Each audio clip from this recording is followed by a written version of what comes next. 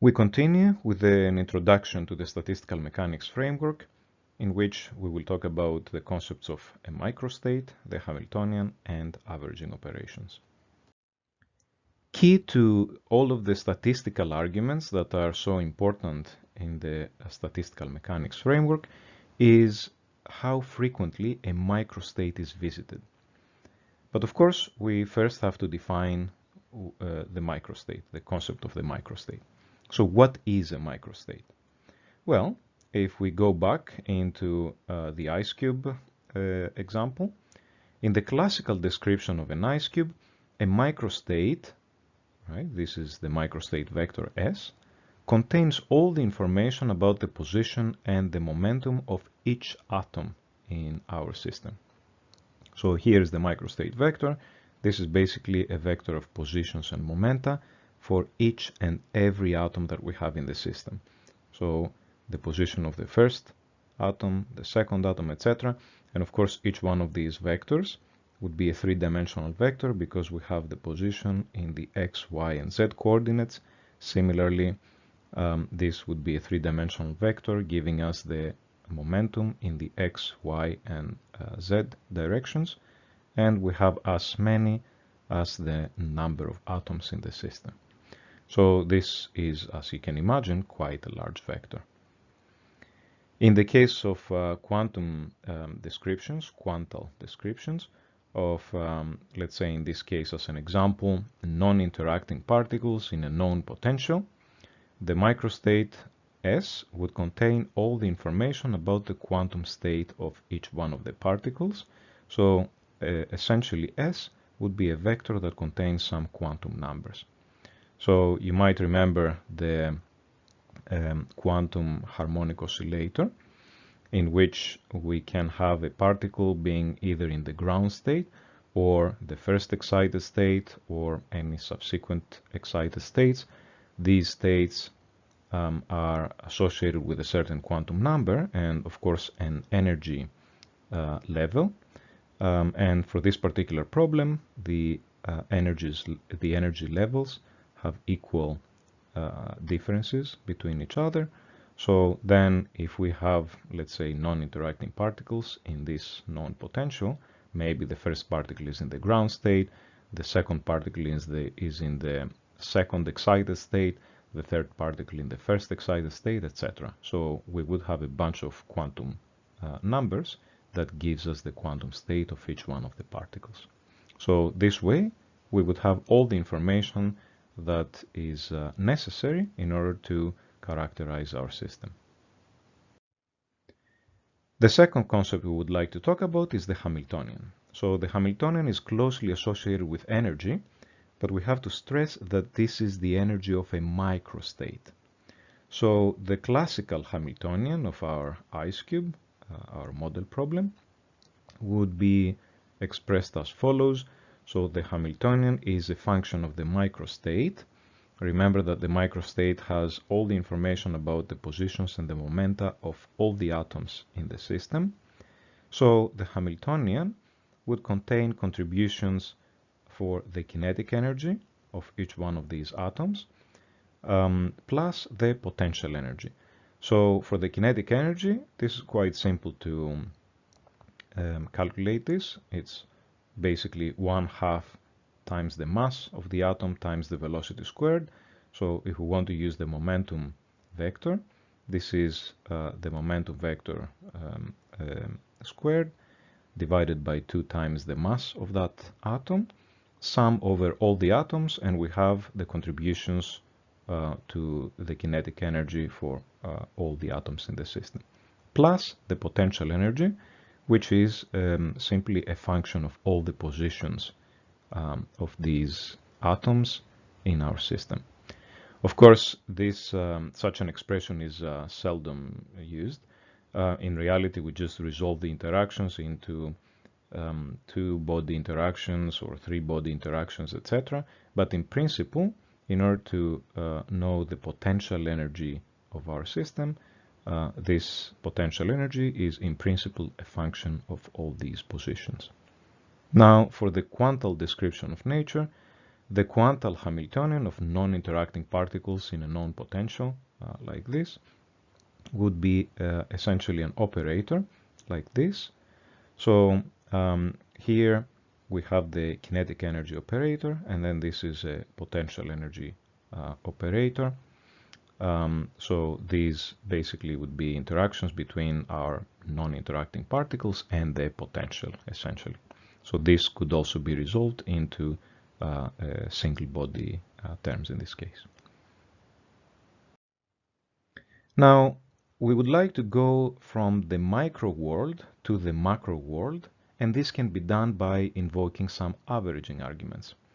So here is again our little ice cube kind of schematic at the microscopic level. And of course, the state of this little ice cube is within a very highly dimensional space in which we have the position coordinates R1, R2, R3, etc., and all the momentum coordinates P1, P2, P3, etc. If we were to do a molecular dynamics simulation of this, we would see what I just showed here. So the system is wandering around the phase space. So we have this kind of random motion around the phase space.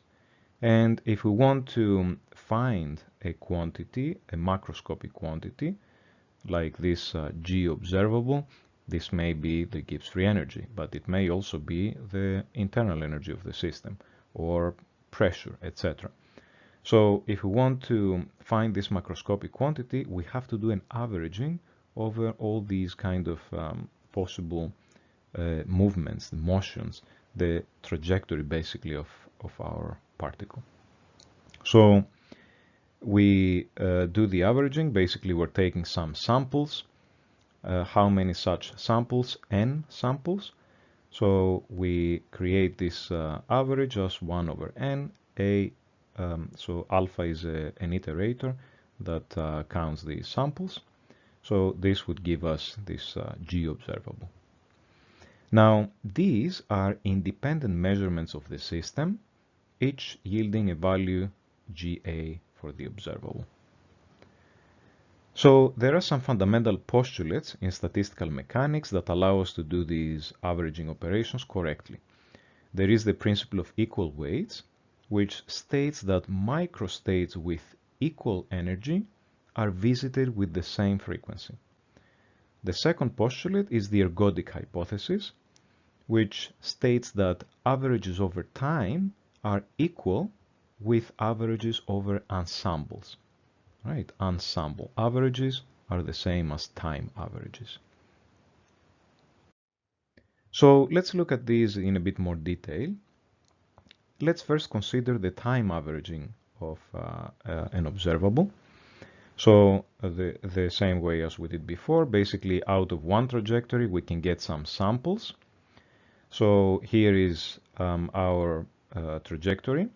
So we have the observable as a function of time, and then we can take some samples and put them in this averaging operation. So this would be the time averaging. Now we can try to partition the sum in the following way. We're going to check how many times was state Sx visited, right, therefore observed, in each among the samples that we have. So let's say that we're focusing on a state that gives us this observable G chi over here. So this S chi, every time we visit S chi, like here, here, there, etc., the observable would be S chi. So how many times out of all of these ensembles, how many times did we visit state chi? 1, 2, 3, 4, 5, 6, 7, or 8 here, let's say. So this would be some sort of multiplicity number that we put over here, right? So this is what this parenthesis corresponds to. So then we can reformulate our sum. Instead of summing over the samples, we now sum over all of this chi, basically the states. So this 1 over n goes in here, and then here we have the number of times that this state was observed. So then the observable would basically, this g observed would be reformulated as a sum over chi. Now this is over states, essentially. The probability that this state was visited, right? An indication of the probability is really the number of times we saw it within our sample, times the observable for that specific state. So sum over states, probability that we visit that state, times the observable of that state. And this, we're going to denote it with this bracket notation, and this is the ensemble average. We can think of the ensemble average as taking a bunch of copies of the system, each in a potentially different microstate. So this is what the ensemble is. It's basically a collection of copies of the system, and each one of these copies may be in a potentially different microstate. So this is again the ensemble average that we formulated, and this is our ensemble, copies of the system, each one in a different microstate. And of course we have to stress that the ensemble is a collection of states, but there is also a probability measure that comes on these states. So state S1 is visited with probability P1, state S2 with probability P2, etc. So formally, the ensemble is the collection or assembly of all possible microstates which the system can visit given some macroscopic constraints. For example, we have different types of ensembles. One of them is the microcanonical ensemble, which encompasses all the states that have fixed number of molecules, volume, and energy. So these are the macroscopic constraints: fixed number of molecules, fixed volume, and fixed energy. So what are the possible microstates that can be visited by the system under these macroscopic constraints?